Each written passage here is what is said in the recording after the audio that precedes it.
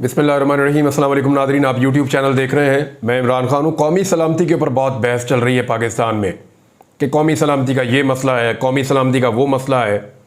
मुजीबुर रहमान शामी साहब ने senior journalist हैं और उन्होंने एक टीवी शो के अंदर बड़ा खुल कर कहा, उन्होंने कहा जी कौन सी आप कौमी सलामती की बात करते हैं। एक दौर था जुल्फ़िकार अली भुट्टो भी खतरा थे कौमी सलामती के लिए, एक दौर था फातिमा जिन्ना साहिबा भी खतरा थी कौमी सलामती के लिए। तो इस मुल्क में जो भी लीडर बना वो उस दौर की एस्टेब्लिशमेंट के लिए कौमी सलामती के लिए खतरा हो गया। और आज इमरान खान को और पाकिस्तान तहरीक इंसाफ को कौमी सलामती के लिए खतरा करार दिया जा रहा है। तो उन्होंने कहा यहाँ तक पाकिस्तान को हुलिया बिगाड़ दिया और यहाँ तक इस मुल्क को पहुँचा दिया कौमी सलामती के नाम के ऊपर। तो मैं अब आपको इस वीलॉग में बताता हूँ कि कौमी सलामती को खतरा किससे है और वो कौन सी हरकतें हैं जो कौमी सलामती को ले डूबी हैं।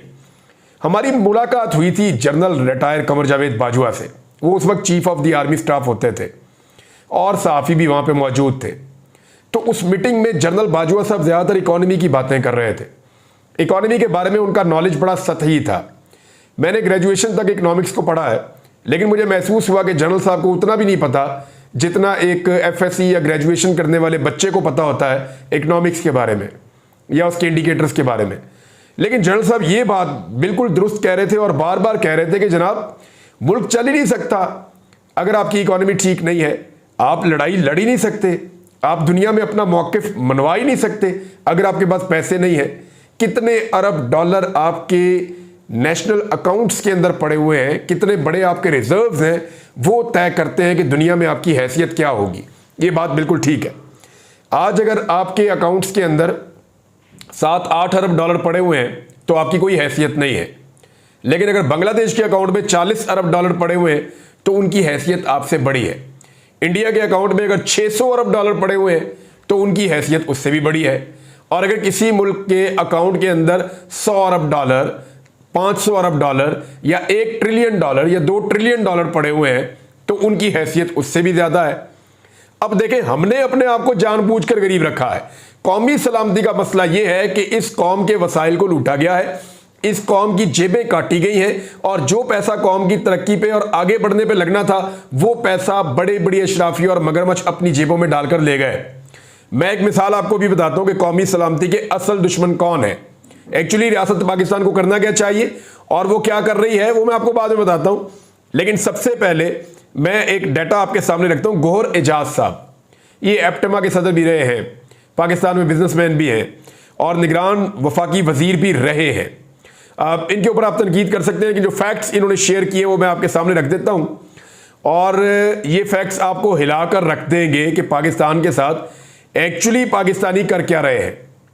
यानी इनका ये दावा है कि पाकिस्तान के अंदर, वैसे मैं आपको पहले एक ओवरऑल बता देता हूं कि पाकिस्तान में एक्चुअली कितनी बिजली पैदा होती है, कितनी बिजली हम तरसील कर सकते हैं, लोगों के घरों तक और फैक्ट्रियों तक हम पहुंचा सकते हैं, और कितनी बिजली पैदा करने की सलाहियत हमने हासिल कर रखी है।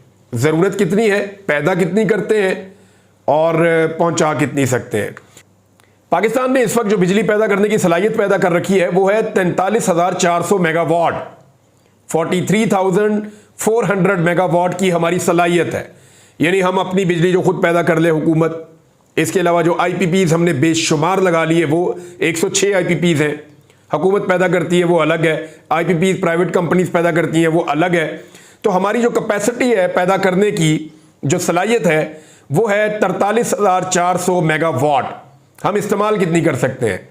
पाकिस्तान जो ज़्यादा से ज़्यादा बिजली हमारी जो डिमांड हो सकती है ना, मैक्सिमम जितनी हम इस्तेमाल कर सकते हैं वो 31,000 मेगावाट है कि 1 मिनट के लिए भी बिजली ना जाए और पूरे मुल्क की इंडस्ट्री और सारा कुछ एक वक्त में चल रहा हो सेम टाइम में, तो 31,000 मेगावाट। लेकिन ये जो साबिक वफाकी वजीर हैं इन्होंने एक बहुत बड़ा दावा किया है। इन्होंने कहा जो पाकिस्तान की ज़रूरत है ना वो है 13,000 मेगावाट और ये ज़रूरत थी 2015 में, और वो कह रहे हैं कि उसके अंदर कोई बड़ी तब्दीली नहीं आई। हुकूमत जो है वो आदाद शुमार का हेर फेर करती है। हमारी जो 13,000 मेगावाट की हमारी ज़रूरत है और सारिफीन जो है वो इससे 10 गुना ज़्यादा कैपेसिटी चार्जेस दे रहे हैं। पहले मैं आपको डाटा बताता हूं कि हम कितनी बिजली एट अ टाइम सार्फिन तक पहुंचा सकते हैं। सरकारी डाटा के मुताबिक हम पैदा कर सकते हैं 43,400 मेगावाट, हमारी मैक्सिमम जरूरत हो सकती है 31,000 मेगावाट और हम मैक्सिमम पहुंचा सकते हैं 22,000 मेगावाट। इससे ज्यादा हमारी बिजली की तारें और खंभे जो हैं वो बर्दाश्त ही नहीं करते। इससे ज्यादा बिजली हम पहुंचा ही नहीं सकते, इतना सिस्टम ही नहीं है हमारे पास। तो 22,000 हम पहुंचा सकते हैं, लेकिन जितनी हम पहुंचा सकते हैं उससे दुगनी पैदा करने की सलाहियत हमने क्यों पैदा की, यह है अब तक का सबसे बड़ा सवाल। और इस सवाल का जवाब मैं आपके सामने रखता हूं कि हमने जो आईपीपीज लिए हुए हैं ना, वो कितनी बिजली पैदा करने की सलाहियत रखते हैं और हम उनसे कितनी बिजली लेते हैं, ये जरा देखिएगा। जो कोयले से बिजली पैदा कर रहे हैं आईपीपीज, वो 25% से भी कम बिजली पैदा कर रहे हैं। अगर उनकी सलाहियत ना 100 मेगावाट की, तो वो 25 मेगावाट से कम पैदा कर रहे हैं। लेकिन जो हमसे पैसा ले रहे हैं वो हर साल वो है 692 बिलियन से ज्यादा, 692 अरब से ज्यादा। अच्छा, इसके बाद आ रही जो हवा से बिजली पैदा करने की हमारी सलाहियत है, 50% से कम पे हम उसको चला रहे हैं और वो हमसे ले रहे हैं 175 अरब से जायद। RLNG यानी गैस से 50% से कम हम सलाहियत पे उनको चला रहे हैं, जो प्लांट्स है आईपीपीज, और वो भी 180 अरब रुपए हमसे लगभग ले रहे हैं। सोलर, और ये जो है वो 110 अरब रुपए लेके पाकिस्तान का महंगा तरीन यूनिट इस वक्त बना हुआ है सोलर का भी। 106 आईपीपीज पाकिस्तान को खा रहे हैं। गौहर एजाज साहब का ये कहना है कि हमारी बिजली के इस्तेमाल की जरूरत नहीं बढ़ी, हमारी बिजली के इस्तेमाल की जरूरत उतनी है। यानी उन्होंने कहा कि हम 13,000 मेगावाट इस्तेमाल करते थे, आज भी हमारी जरूरत तकरीबन उतनी है, इससे ज्यादा नहीं हुई। लेकिन 2015 में हम 20,000 मेगावाट की हमारी पैदावारी सलाहियत थी, लेकिन फिर मुस्लिम लीग नून ने धड़ इन्होंने आईपीपीज लगाए और इतने आईपीपीज लगाए कि 13,000 जो हमारी जरूरत थी और हम 20,000 पैदा करते थे, उसको पैदावार की सलाहियत को ले गए 43,400 पे।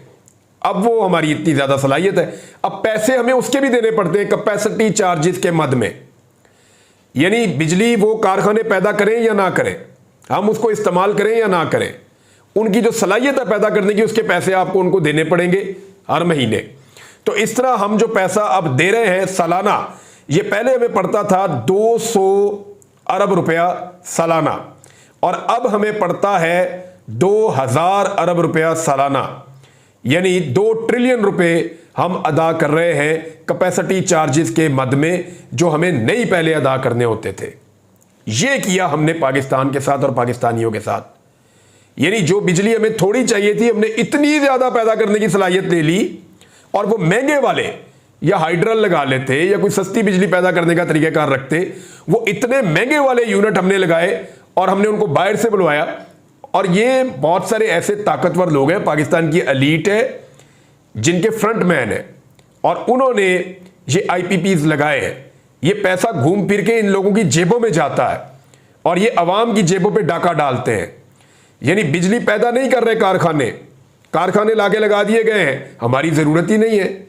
यानी 43,400 मेगावाट बिजली हमने क्या करनी है, हमारी ट्रांसमिशन लाइन में इतनी बिजली चल ही नहीं सकती। हम इतनी बिजली जो इकट्ठी कर ली है, ये तो कोई बहुत ही अमीर मुल्क हो वो भी नहीं ऐसी हरकत करता। 43,400 मेगावाट हमने बिजली पैदा कर ली और लोगों तक पहुंचाने की सलाहियत है मैक्सिमम 22,000, इससे ज्यादा हम लोगों तक पहुंचा ही नहीं सकते। और जो गौहर एजाज साहब हैं, उनका यह दावा है कि हमारी जरूरत 13-15 हजार से ऊपर नहीं है, इससे ज्यादा जरूरत भी नहीं है। इसके बावजूद लोड शेडिंग हो रही है, यानी हम लोगों को उसमें से भी बिजली कम दे रहे हैं, जो पहुंचा सकते हैं वो भी नहीं पहुंचा रहे। लेकिन क्योंकि हमने बहुत सारे कारखाने लगा दिए हैं, वो कारखाने बंद पड़े रहे, वहां बिजली कभी ना बने, वहां मुलाजमीन आना भी बंद हो जाए, उसको बेशक ताला भी लगा दें, लेकिन आपने हर महीने उनको कैपेसिटी पेमेंट की मद में पैसा देना। तो ये 2000 अरब रुपए आपको हर साल देने पड़ते हैं, 2 ट्रिलियन ये पैसा आपको देना पड़ता है। अब ये आप क्यों दे रहे हैं? इसलिए कि ये पैसा बहुत बड़े बड़े और ताकतवर लोगों की जेबों में जा रहा है। जिस वक्त आप डैम्स बनाएंगे, जिस वक्त आप सस्ती बिजली पैदा करेंगे, तो इन आईपीपीज की जरूरत खत्म हो जाएगी, इनको फिर छुट्टी करवा दी जाएगी कि जनाब आपका मुआहदा मुकम्मल, आप जाएं। फिर इनके मुआहदे रीन्यू नहीं होंगे जैसे कि ये हुकूमत करना चाहती है और कर भी रही है। फिर ये अपने घरों को जाएंगे, फिर पाकिस्तान को सस्ती बिजली मिलेगी। लेकिन उस सूरत में क्या होगा, उस सूरत में आपकी जेबों पे डाका डलना बंद हो जाएगा। आपकी जेबों से आपका खून निचोड़ के जो पैसा आपका निकलता है वो इनकी बड़े बड़े डाकुओं की जेबों में नहीं जाएगा। ये है सबसे बड़ा मुद्दा। इसके ऊपर तो किताबें लिखी जा सकती हैं जो पाकिस्तान के साथ ज्यादती हुई है, बहुत बड़ी ज्यादती हुई है। IMF निशानदेही करता है, सब निशानदेही करते हैं, लेकिन इसके बावजूद इस बात को नहीं समझ रहा। नाज़रीन, इमरान खान साहब के लिए हालात बदल रहे हैं। लेकिन जब इमरान खान साहब के लिए हालात ख़राब किए जा रहे थे ना, तो 2021 में अचानक हमने देखा कि कुछ टीवी चैनल्स बड़े ब्रूटली एकदम इमरान खान साहब के खिलाफ हो गए। ऐसा लगता था उनको फीड्स आ रही हैं, ऐसा लगता था कि उन्हें कहा जा रहा है कि इमरान खान को दबा के रखो। एक्सीलेटर पे पूरा पाँव रख दिया था। सहाफ़ी बिल्कुल जानिबदार हो गए थे। आज कुछ सहाफ़ी ऐसे हैं जो ये समझ रहे हैं कि बड़ी ज़्यादती हो गई, इतना जुल्म बस कर दो अब। लेकिन ये वही सहाफ़ी है, अगर 2 साल पहले 2.5 साल पहले के आप इनके ट्वीट्स, आप इनके स्टेटमेंट्स निकाल के देखें तो ये इमरान खान को और उसकी पार्टी को जितनी मार पड़ रही थी उसके ऊपर ये शादियाने बजा रहे थे, खुश हो रहे थे। लेकिन आज जब 2-2.5 साल इमरान खान को अच्छी तरह मार के देख लिया और देखा कि वो नहीं टूट रहा, तो फिर अब इन्होंने भी अपना मौक़िफ़ तब्दील करना शुरू किया। जियो न्यूज़ जो है वो इमरान खान साहब के खिलाफ बहुत रिपोर्टिंग करता रहा है और अब जियो ने बाकायदा रिपोर्ट्स जारी की हैं और अपने सोशल मीडिया पे उनको शेयर भी किया है। इमरान खान साहब की लगभग 1 साल की जेल, इस जेल में इमरान खान साहब ने कैसे सबको तिगनी का नाच नचाया, कैसे इमरान खान साहब नहीं टूटे, उनको नहीं तोड़ा जा सका, उनके लिए कप्तान का लफ्ज़ इस्तेमाल करना, इमरान खान की फ़ोटो चलाना, उनका डायरेक्ट नाम लेना, ये पिछले 3-4 दिनों से चीज़ें हो रही हैं। इससे आप समझिए कि एक्चुअली इमरान खान सिस्टम से टूटा नहीं और अब इमरान खान के लिए सिस्टम के अंदर जगह बननी शुरू हो गई है। और ऐसा नहीं है कि सिस्टम जगह बना रहा है, इमरान खान ने जोर इतना लगाया है और सिस्टम क्योंकि इमरान खान को नहीं तोड़ पाया, तो अब सिस्टम के अंदर कोई और गुंजाइश बाकी नहीं है कि वो इमरान खान को मजीद दीवार के साथ लगाएं। आलमी सतह पे बहुत आवाज़ उठ रही है, पाकिस्तान के अंदर बहुत आवाज़ उठ रही है। इमरान खान ने बार बार डील करने से इनकार किया है, तो अब अल्टीमेटली मैंने आपको उस दिन एक बात कही थी कि सिस्टम ये फैसला कर चुका है कि इमरान खान को नहीं आने देना और पाकिस्तान की अवाम ये फैसला कर चुकी है कि इमरान खान के बगैर हमने सिस्टम को नहीं चलने देना। तो ऐसे में शिकस्त सिस्टम को ही होनी थी क्योंकि अवाम नहीं हारा करती। मुझे एक बड़े मज़े की एक फिल्म में देख रहा था पंजाबी, उसमें वो एक डायलॉग बोलता है एक लड़का, वो थोड़ा सा मैंने एक हिस्सा देखा कहीं सोशल मीडिया पे। उसने कहा जंज जितनी मर्जी वड्डी होवे ना, पिंड तो वड्डी नहीं होती। कि यानी बारात आप जितनी मर्जी बड़ी लेकर आ जाए लेकिन वो गाँव से बड़ी कभी नहीं होती। तो एस्टेब्लिशमेंट जितनी मर्जी तगड़ी हो जाए, अवाम से तगड़ी नहीं होती, तगड़ी अवाम ही होती है सबसे ज़्यादा। तो अल्टीमेटली जो अवाम होती है वो अपना फैसला मनवा लेती है और वो फैसला मानना पड़ेगा। देखिए रियासत क्या फैसले कर रही है और रियासत को क्या फैसले करने चाहिए, यहाँ पे आकर हम फंस गए हैं। तो चंद चीज़ें मैं आपके सामने रखता हूँ। इस वक्त रियासत को क्या करना चाहिए? मुल्क को इस्तेहकाम की ज़रूरत है, लेकिन सवाल यह है कि क्या रियासत वो इकदाम उठा रही है जिनसे मुल्क में इस्तेहकाम आए? तो मादरत के साथ अभी तो नहीं उठा रही। नंबर 2, इदारों को तनाज़ात से निकालने की ज़रूरत है।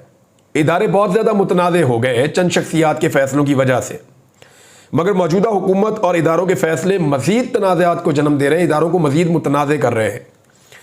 इस वक्त अवाम में एतमाद पैदा करने की ज़रूरत है, लेकिन जो कुछ भी हो रहा है इस मुल्क में उससे अवाम के अंदर लगातार बदएतमादी पैदा हो रही है। हर आने वाला फ़ैसला मज़ीद बदएतमादी पैदा कर रहा है।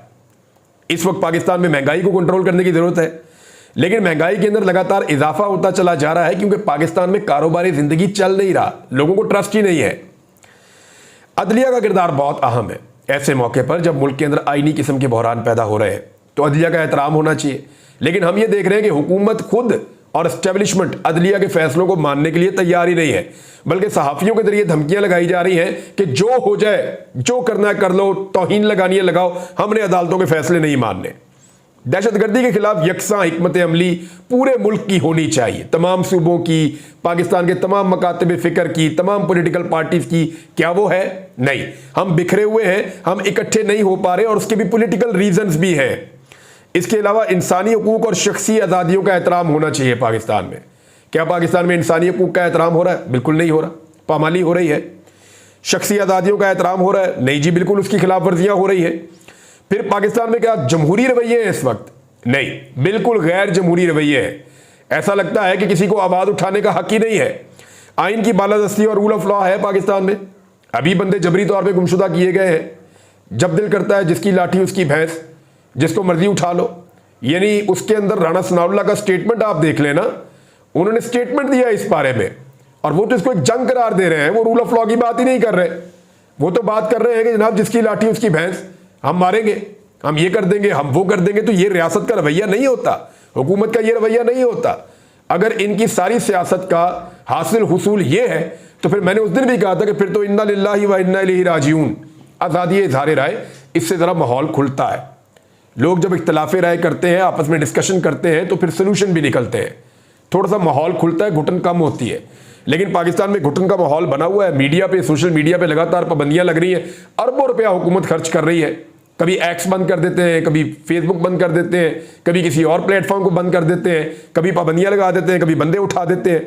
तो इस तरीके से बदकिस्मती से जो कुछ इस वक्त रियासत पाकिस्तान के अंदर हो रहा है, ये सारी वो चीज़ें हैं जिनका उलट होना चाहिए, लेकिन नहीं किया जा रहा। चीज़ों को दुरुस्त करने की तरफ किसी की तवज्जो नहीं है। फिच ने एक पेशनगोई की है, उन्होंने कहा कि इमरान खान जल्दी बाहर नहीं आएंगे और ये हुकूमत तकरीबन 18 माह चल जाएगी। अच्छा, इस किस्म की एक पेशकश भी मुबैना तौर पे कुछ लोग कह रहे हैं इमरान खान साहब तब गई है कि जनाब 2026 के शुरू में हम इलेक्शन करवा देंगे, ज़रा थोड़ा टाइम निकाल दें, 2025 के एंड में ये हुकूमत हम ख़त्म कर देंगे। लेकिन इमरान खान मेरी इतला के मुताबिक किसी भी डील के ऊपर फ़िलहाल तैयार नहीं है, और 18 माह ये हुकूमत चलेगी ये तो मुमकिन लगता नहीं है, क्योंकि ये हुकूमत जितना अरसा चलेगी उतना अरसा पाकिस्तान को नीचे लेकर जाएगी। ये पाकिस्तान को आगे ले जाने वाले काम तो कर नहीं रही। बहुत सारी चीज़ें और भी नाज़रीन आपके साथ शेयर करनी है। फिलहाल अब तक के लिए इतना ही। अपना ख्याल रखिएगा, अपने चैनल का भी। अल्लाह हाफ़िज़।